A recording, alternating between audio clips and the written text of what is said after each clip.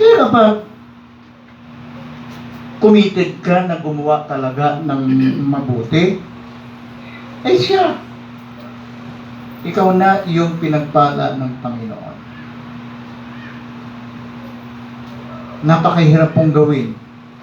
Napakahirap nang mag-invite eh. Di ba, Kuya Sam? Oh. Napakahirap mag-invite, ano? Di ba? Napakahirap mag-invite. Kahit kaibigan mo nga kung ayaw, di ba? Dahil mabuti ang iyong ginagawa.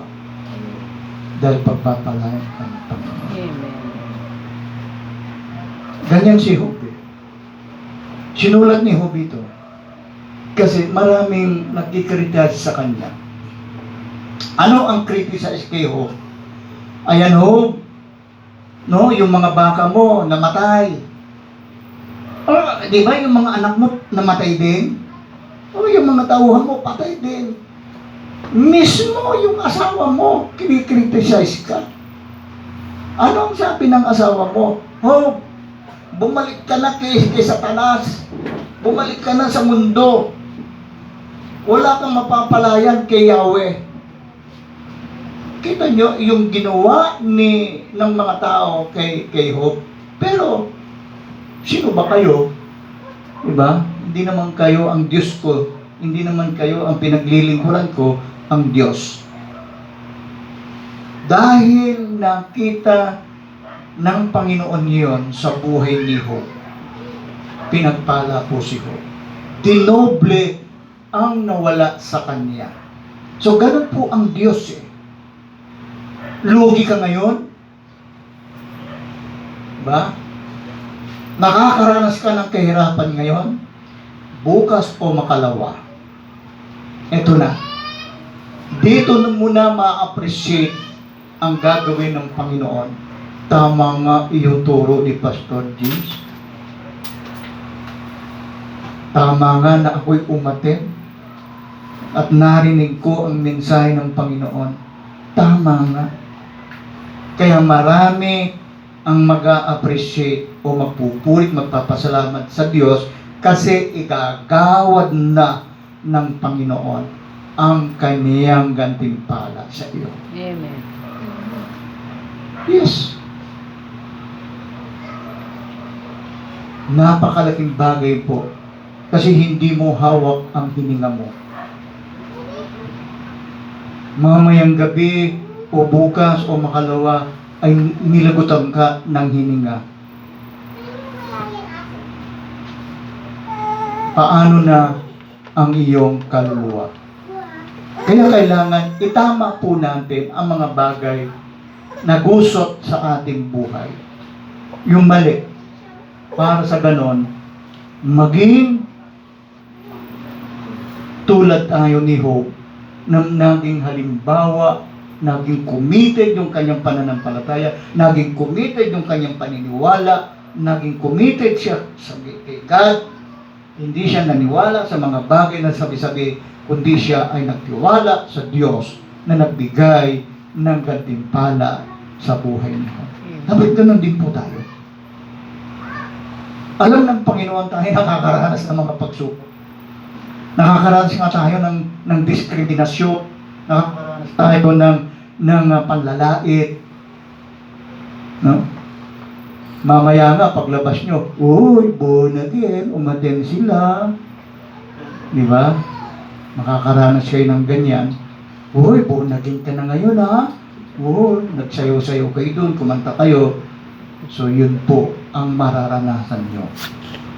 Kasi, dahil kayo pinipersecute, ikini-criticize, kasi nasa tama kayo. Amen. Nasa tama kayong landasin ng buhay. Amen. Amen. Ikinahihiya ba natin? So, wag po natin ikahiya. Ayan nyo yung tao na mag-criticize. Kasi alam po nila. Kasi hindi nila alam eh. Kung meron kasi silang alam, hindi po nila ganun ka-persecute o ka-criticize sila sa kanilang kapwa. Pero kung alam nila, meron silang kinalaman sa huling araw, sasama sila sa iyo. Amen. Bakit? Kasi gusto nilang makaranas din ng face-to-face ang presensya ng ating Panginoon sa buhay po nila. Amen. Okay? Pangatlo, perform your work with excellence. So, kailan po natin ma-perform? Perform your work with excellence. Ang sabi nga po sa Pilipos chapter 4 verse 8 and 9, bilang pagtatapos mga kapatid, lagi ninyong isaisip ang mga bagay na karapat-dapat at kapuri-puri, mga bagay na totoo, marangal, matuwid, malinis, kaibig-ibig, at kagalang-galang. Isagawa ninyo ang lahat ng ito.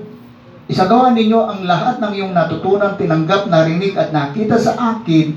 Sa gayon sa inyo ang Diyos nagbibigay ng kapayapaan. So, kailangan magkaroon po tayo ng perform. Ano po yung perform? No? Kumbaga, kung sa stage, sumali ka sa contestant na dance, ay makita mo talaga yung performance mo. Dapat maganda po yung performance mo. Dahil hindi ka masiselect ng hurado kung hindi kulang yung performance mo. Kailangan excellence tayo sa performance. Kailangan, ano pong sabi? No? Isaisip ang mga bagay na karapat-dapat. Kapuri-puri, mga bagay na totoo, marangal, matuwid, malinis, kaibig-ibig at kagalang-galang. Isagawa ang natutunan. Ibig sabihin, yung natutunan po ninyo dito ngayon ay kailangan may sa pamuhay natin. Dahil sa inyo ang Diyos na nagbibigay ng kapayapaan. Amen? So yun. Pang-apat, we love our work and enjoying it. Kailangan mahalin mo kung ano yung mga bagay na ipinapagawa sa iyo ng Diyos. Amen. Nag-i-enjoy ka ba, Kuya Sam? Sa ipinapagawa ng Panginoon? Amen. So, kailangan mahalin natin. Mahalin natin yung mga bagay na ipinapagawa ng Panginoon. Kailangan mo enjoy. Nandun yung kagalakan mo, nandun yung kasiyahan mo. Amen? Alam nyo yung ginawa ng ating kapatid. Marami siyang pagpapala na matatanggap. Amen. Amen? Kasi kahit kapatid mo kung ayaw, di ba? Hindi naman sasama yan. Ayaw nga Paglalaban. Yun. Alam nyo, napakabuti ng Panginoon. Alam nyo, mga kapatid, hindi nasasayang ang mga bagay na ginagawa natin sa Panginoon. Alam ng Diyos yun. Buti may nasama eh. Amen. May Amen? Opo. Kasi, dahil tutuparin naman po ng ating Panginoon, kailangan mag-i-enjoy po tayo doon. We love our work and enjoying it. Ano po ang sabi sa Hebreo? Makatarungan ang Diyos. Ayun, no? Tandaan natin, makatarungan ang Diyos, hindi niya malilimutan ang iyong ginawa at ang pagmamahal na inyong ipinapakita at hanggang ngayon, ipinapakita sa pamamagitan ng paglilingkod ninyo sa mga hinirang ng Diyos. Verse 11, ang nais namin ay patuloy na magsumikap hanggang wakas ang bawat isa sa inyo upang makamtan ninyo ang iyong inaasahan. Verse 12, kaya't huwag kayong maging tamad, tularan ninyo ang mga taong dahil sa kanilang pagtitiis at pananalig sa Diyos ay tumatanggap ng mga ipinangako niya. Tandaan ninyo, merong ipinangako sa atin ang Panginoon. Amen. Nasa inyo po yan. Nasa inyo po yan kung iyong tatanggapin. Amen. Ano yung mga pangako na yon? May mga pangakong nakalaan sa atin ang ating Panginoon. Kaya wag po tayong maging tamad. Dahil ang tamad ay hindi po makakatanggap anumang mga gantimpala. Kaya ang sabi ng ating Panginoon, ang nais namin ay patuloy na magsumikap hanggang wakas ang bawat isa sa inyo upang makamtan ninyo ang inaasahan. Marami tayong inaasahan sa Diyos. Amen? Amen. So, inaasahan nyo na kayo ay umasenso, inaasahan nyo na kayo ay maging propesyon, inaasahan nyo na kayo makatapos ng pag-aaral, inaasahan nyo na magsilaki ang iyong mga anak na may takot sa Diyos, inaasahan nyo na makapag-abroad ang iyong asawa, inaasahan nyo na makamtan nyo yung mga bagay na pangako ng Diyos na kayo aasenso, gumanda ang pamumuhay. Amen. So, ang lahat ng ating inaasahan nito ay tuto pa rin ng pangako ng ating Panginoon. Amen. Kaya ang sabi ng kasabihan, itabak mo sa bato. Ang Diyos ay Diyos ng totoo. Amen. Kailanman ay hindi niya tatalikuran ang kanyang ipinangako. Asahan natin yan. Amen? Amen. Kapag sabing asahan o inaasahan, kailangan you must believe. Maniwala ka na mayroong Diyos doon sa mga inaasahan mo. Hindi naman magagawa ng iyong anak yan o hindi naman magagawa ng iyong asawa. Kailangan umasa sa Diyos. Amen. Dahil ang lahat ng ito ay ipagkakalob ng Panginoon. Manalig tayo sa Diyos. Hindi, kumbaga ang buhay namin ay okay lang, katamtaman lang. Pero ang binigay sa amin ng Panginoon, yung binuhay niyang ang aming nanay. Hindi mo mabili ng laksang-laksang pera. Amen? Amen.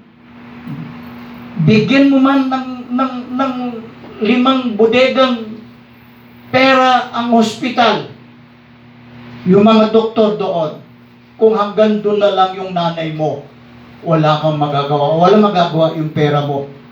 Tatanggapin ng mga doktor yung pera mo, pero hindi sila sigurado na mabubuhay pa ang mahal mo sa buhay.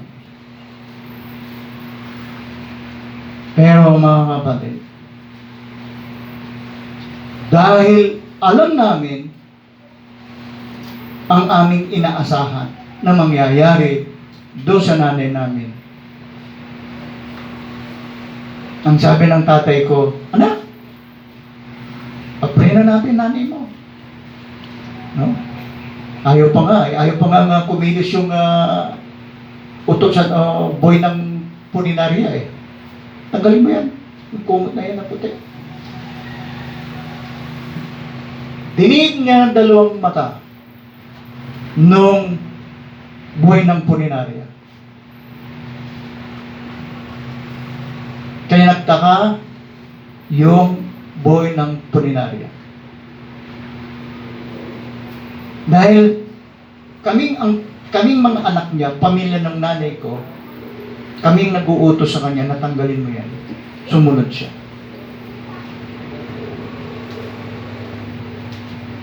Isang command lang, espiritu ng kamandag ng kamatayan, umalis ka dyan. Lisanin mo ang nanay ko. Inutusan ko yun, yung espiritu ng kamandag ng kamatayan. At pinapasok ko ang espiritu ng buhay ng Diyos. Espiritu ng buhay, pumasok ka sa buhay ng ating nanay. Amen. Kaya pati doktor, pati governor, pati mayor, at lahat ng barangay namin, lahat ng aming tao sa barangay namin, lahat ng mga kamag-anak namin, nagluluksa, pero yung oras na yon, nagtaka sila, bakit pa nabuhay? Paano nabuhay? paano nabuhay yung nanay nila. Kita nyo? Mabubuhay ka pa kaya doon sa cancerous ng matris? Di ba, mga nanay? Di ba merong cancerous na matris, ano? Nilason po siya ng cancerous na matris. Pero, walang imposible sa Diyos. Amen. Walang imposible. Ibinigay ng Panginoon ang kanyang ipinangako sa kanya. Amen! Amen. Hallelujah! We love our work and enjoy lang po natin yung ipinapagawa ng ating Panginoon. And the last is relationship to co-workers and family. Kailangan po natin na magkaroon ng good relationship sa ating kapitbahay, sa ating pamilya. Ano po ang sabi sa Proverbs chapter 18 verse 24? May pagkakaibigang madaling lumamig, ngunit may kaibigang higit sa kapatid. So mga kapatid, kailangan meron tayong good relationship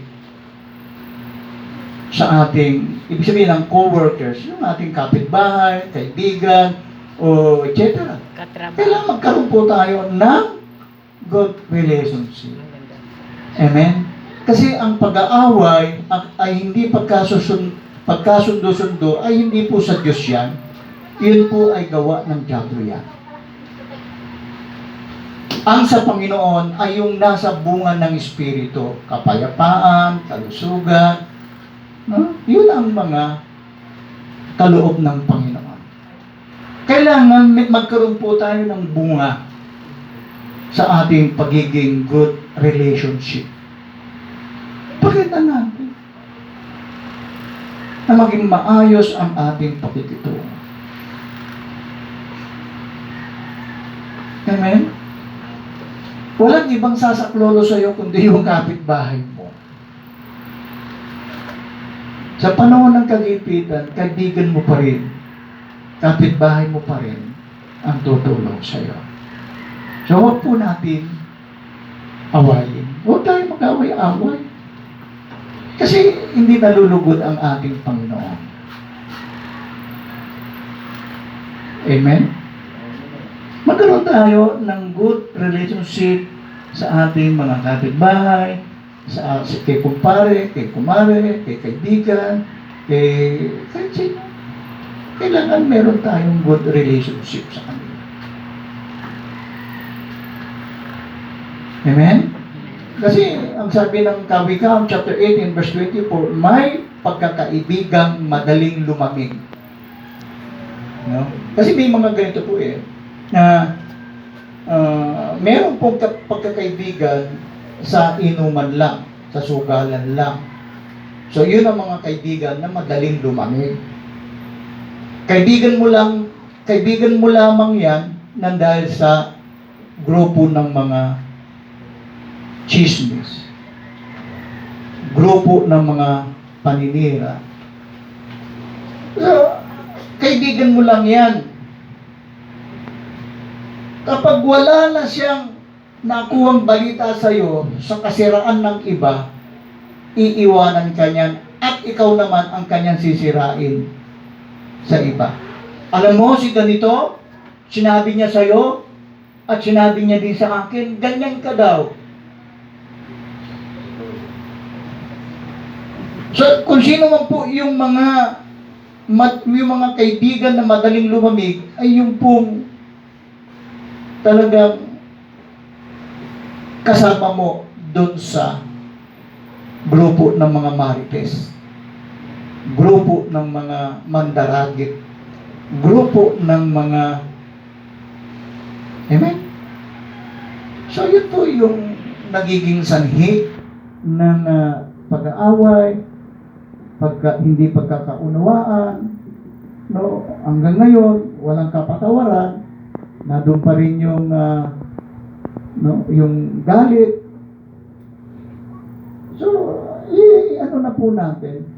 Kasi napakasarap pong mamuhay. Kahit tayo ay nandito sa informal settler na lugar, kung ikaw naman ang taong peaceful, kapag may dumating sa iyo na balita, huwag mo nang i-entertain, sa iyo na lang. Magaling po, master po yung mga iba eh. Pasimple-simple lang, no? Gagano lang yung anak mo. Alam mo, kasi tinuturo na. Amen? Ikaw naman, huwag mo nang entertain yan.